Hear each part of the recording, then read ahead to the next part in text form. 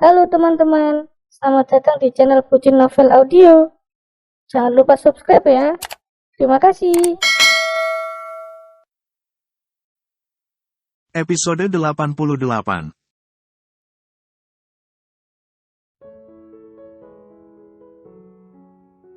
Tanpa berani bersuara, Arum menyuguhkan teh yang ia bawa masing-masing kepada Dokter Andri maupun Kalandra. Ia berangsur duduk di sebelah Kalandra yang sudah berhadapan dengan Dokter Andri. Dia sudah melakukannya berulang kali, kan? Supri sudah masuk ke penjahat Min, walau berucap lirih, tapi Dokter Andri benar-benar emosional.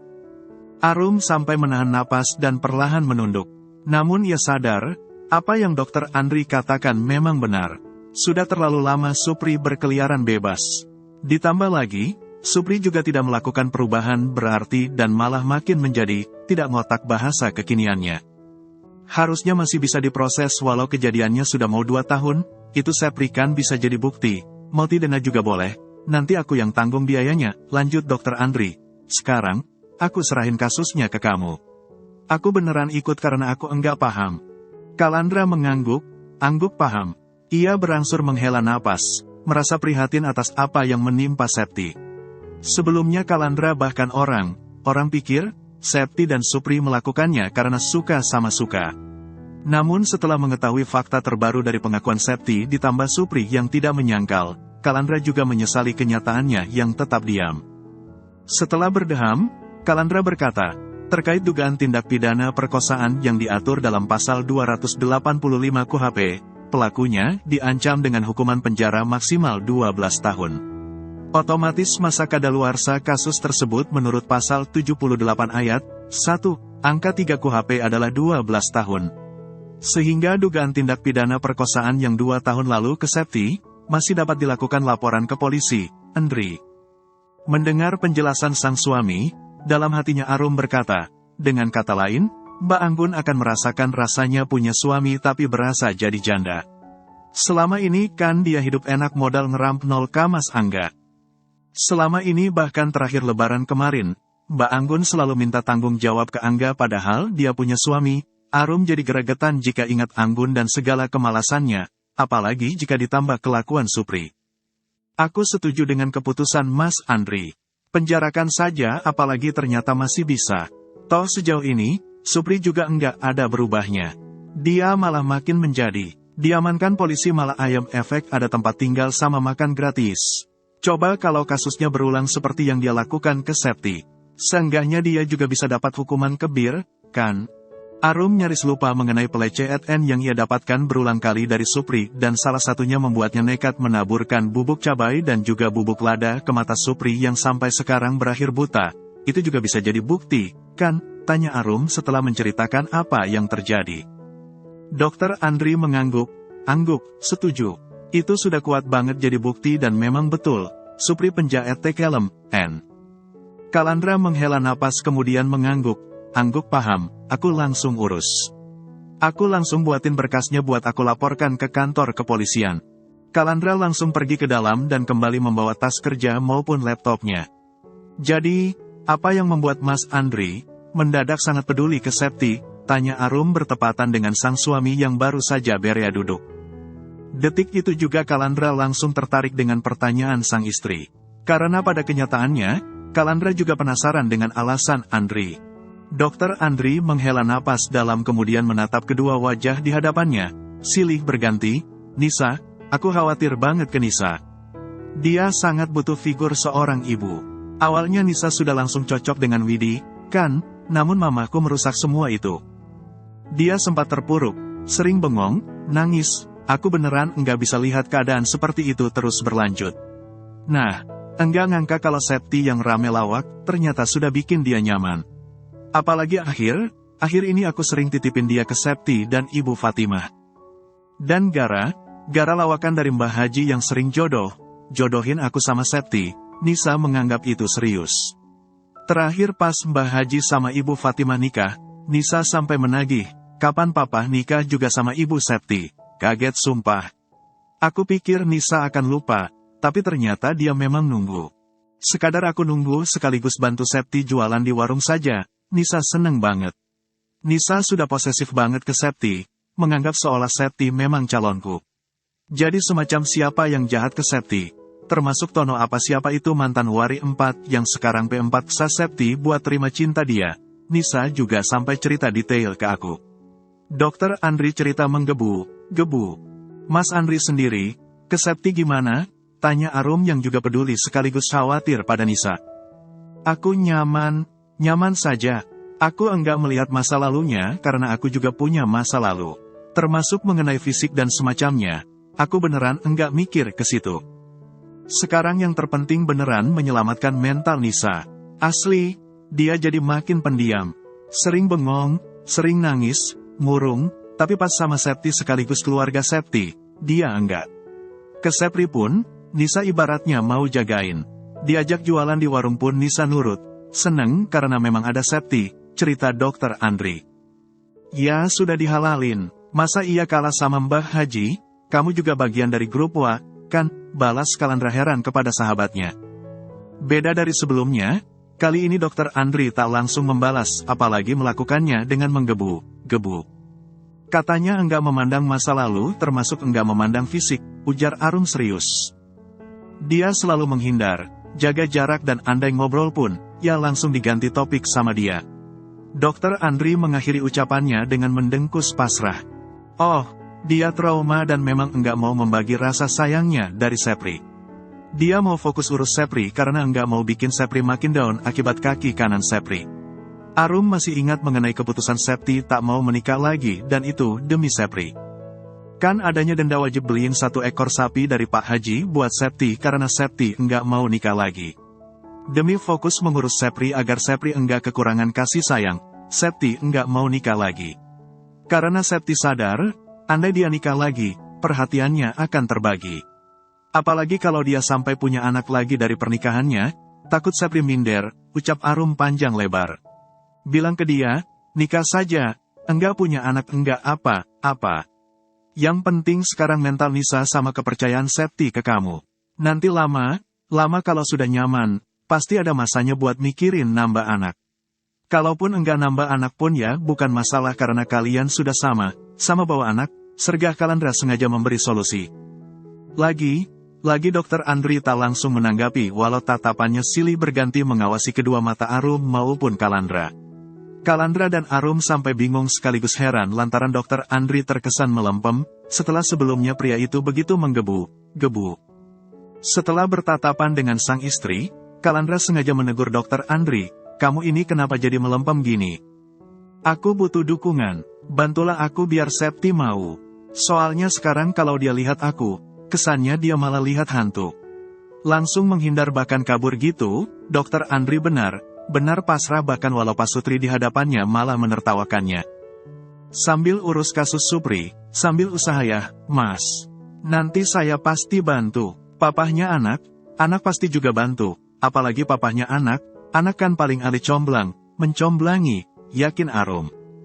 Jangan lupa buat siap 1 ekor sapi, ucap Kalandra di sela tawanya. Dokter Andri hanya tersipu kemudian angguk pasrah, lakukan yang terbaik sih.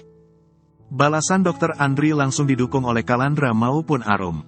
Penangkapan kepada Supri dilakukan di keesokan harinya karena laporan yang Kalandra buat memang langsung diproses. Di sore menjelang petang dan Septi pun baru pulang jualan bersama Sepri. Septi mendadak tidak bisa berkomentar ketika mengetahuinya. Dengan kepala dan kedua matanya, Septi melihat Supri dikawal oleh 2 orang polisi, sementara seorang polisi sudah langsung menghampiri Septi, meminta keterangan dan semacamnya. Terhitung, ada 3 polisi yang datang ke sana dan ketiganya menggunakan mobil yang sama. Ternyata masih bisa dihukum. Batin Septi antara tak percaya, tapi juga bahagia lantaran pada akhirnya, Supri akan mendapatkan balasan, semoga dia mendapat balasan setimpal. Kalandra mendampingi Septi, membantu Septi yang jadi kerap kebingungan, menjawab segala pertanyaan. Di depan sana, Anggun terus menyusul polisi yang memboyong Supri. Kembalikan suamiku, kesal Anggun. Tapi polisi yang sedari awal memberi tanggapan halus, kini tak segan membentak karena Anggun tidak bisa diajak kompromi. Warga yang ada di sana kompak menonton penangkapan terhadap Supri, termasuk juga Pak Haji yang baru pulang bulan madu bersama Ibu Fatimah sekaligus Ojan. Telatnya, Pak Haji dan Ibu Fatimah menambah 2 hari dari jatah yang Kalandra beri. Namun sebelum mengetahui apa yang menimpa Supri, keduanya tampak sangat bahagia walau ada Ojan dalam kebersamaan mereka. "Kamu ngapain lagi?" tegur Pak Haji. Sementara Ibu Fatimah yang ia gandeng dan kompak memakai setelan putih, pamit menemui Septi yang masih di teras depan kontrakan sambil mengemban Sepri. Ojan masih Ibu Fatimah bawa sekaligus urus. Alasan yang membuat Pak Haji makin mencintainya hingga M4 empes. "Kamu bikin ulah apa lagi, sih?" tanya Pak Haji heran. Namun setelah mengetahui penangkapan yang menimpa Supri karena kasus pemerkos 44N yang Supri lakukan kepada Septi hingga lahir Sepri, Pak Haji tak lagi peduli.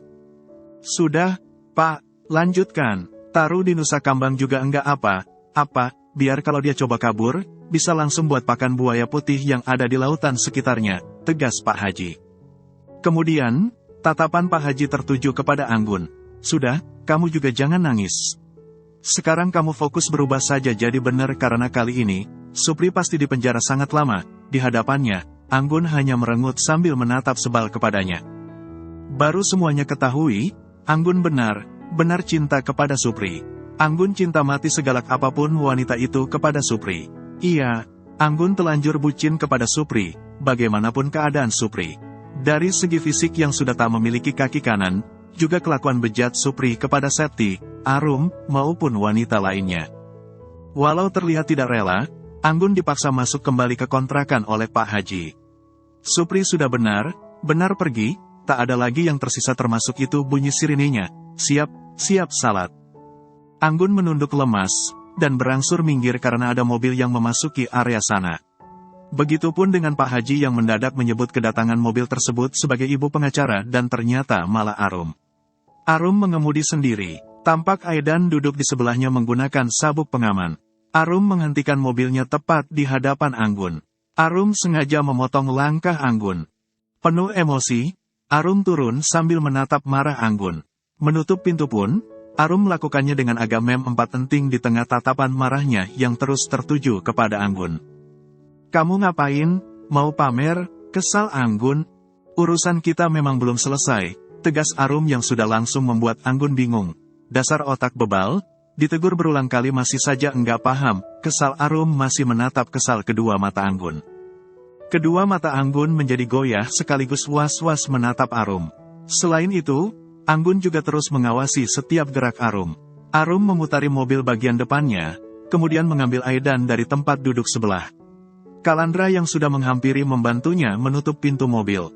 "Mana anakmu?" itulah yang Arum tanyakan sambil memamerkan Aidan. "Aidan yang bersih, sehat, sangat terawat. Bayi merah yang dulu kamu anggap anak siluman, anak dari laki lain, kini sudah besar. Lihat, dia sangat sehat, sangat terawat. Bayangkan jika kamu masih menjadi bagian dari kami. Mungkin dia sudah terbunuh olehmu," lanjut Arum masih berkeluh kesah.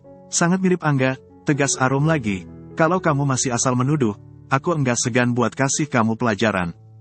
Kalandra berangsur menghela napas dalam, kemudian mengambil alih Aidan dari Arum. "Sekarang, kamu benar akan merasakan, bagaimana rasanya janda yang harus mengurus banyak anak. Banyak anak yang selalu kamu andalkan untuk mendapatkan simpati lebih," tegas Arum makin sinis.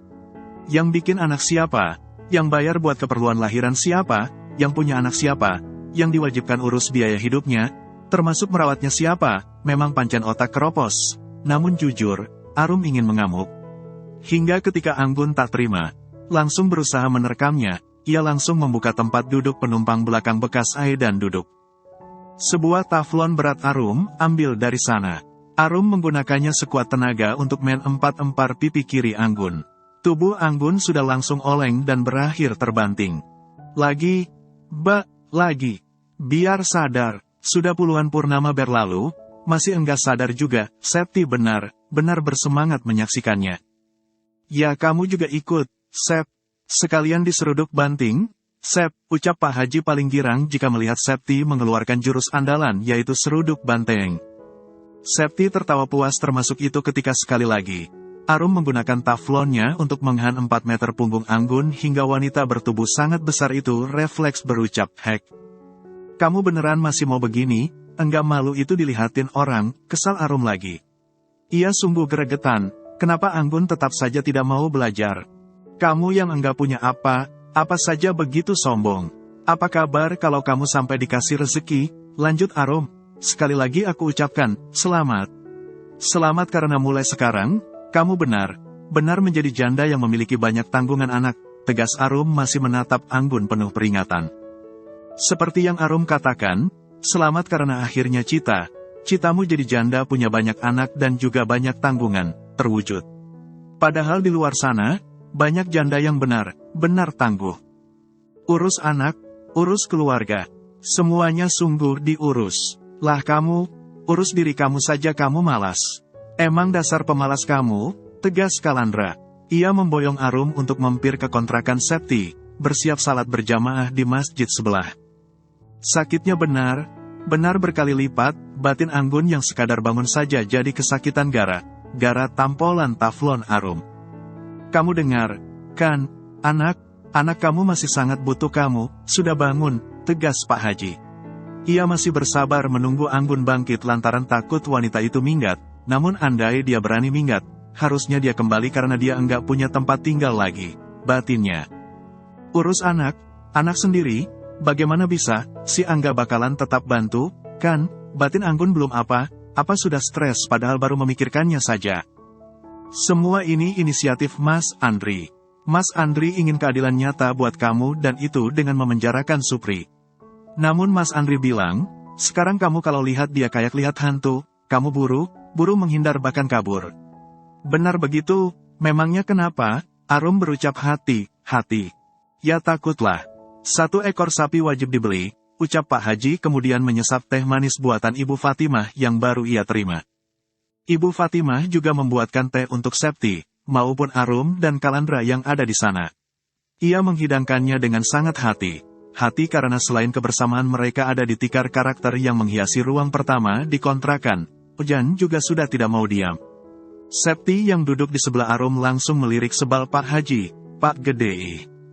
Ibu Fatimah duduk di sebelah Septi.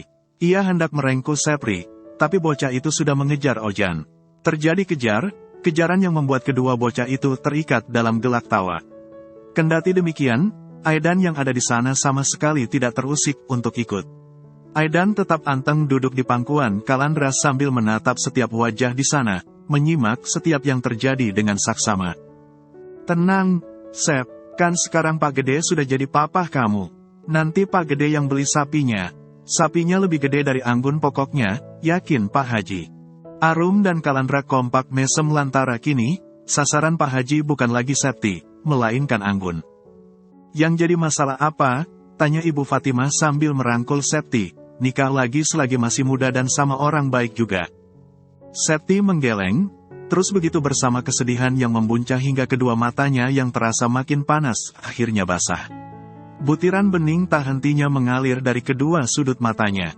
Disegerakan saja ya, Sep. Nanti bareng lebaran haji, tuh sapi buat kurban. Sekali wajib kurban sapi apa kambing, jangan kurban perasaan terus. Enggak baik, beneran enggak baik, lanjut Pak Haji. Perut Kalandra dan Arum sampai kaku gara menahan tawa. Ocehan Pak Haji benar tiada dua. Si Dokter Andri ganteng, kan, dia mirip yang disinetronkan. Siapa itu namanya? Duda Harlino. Cocok, Duda sama janda, lanjut Pak Haji bersemangat. Kasihan Sepri jangan jodohin aku, isak Septi. Sepri yang awalnya asyik kejaran dengan Ojan, buru menghampiri sekaligus memeluk sang mamah. Tangan mungilnya berhasil mendekap sebagian punggung sang mamah. Apanya yang kasihan? Semuanya sayang Sepri Sep. Termasuk Duda Andri. Herlino. Dokter Andri maksudnya. Dia pasti juga sayang, yakin Pak Haji lagi. Tanpa berkomentar, Ibu Fatimah yang masih merangkul tubuh Septi, menyandarkan tubuh sekaligus kepala Septi ke dadanya. Suasana menjadi melau karena Septi sampai menangis terseduh. Arum ikut berkaca, merasa prihatin karena berada di posisi Septi pasti tidaklah mudah. Walau dulu Septi memang tidak waras bahkan dulu ke Sepri saja Septi tidak mau mengurus, ternyata semua itu ada penyebabnya. Pelan, Sep. Coba dikasih kesempatan. Buka hatimu. Sekarang Mas Andri masih kerja, kan? Masuk siang? Ya, Arum berkomentar. Sudah, jangan dipaksa, dijalani saja, Sep, pelan, kalau memang enggak juga, ya jangan dilanjut. Namun jika memang kamu nyaman, enggak ada salahnya dilanjut, ucap Kalandra penuh pengertian, pelan sambil dirangkul saja, Bu Fatimah. Tatapannya berangsur tertuju kepada Ibu Fatimah yang langsung menatapnya, kemudian mengangguk paham yang mana Ibu Fatimah juga sampai mengucapkan terima kasih.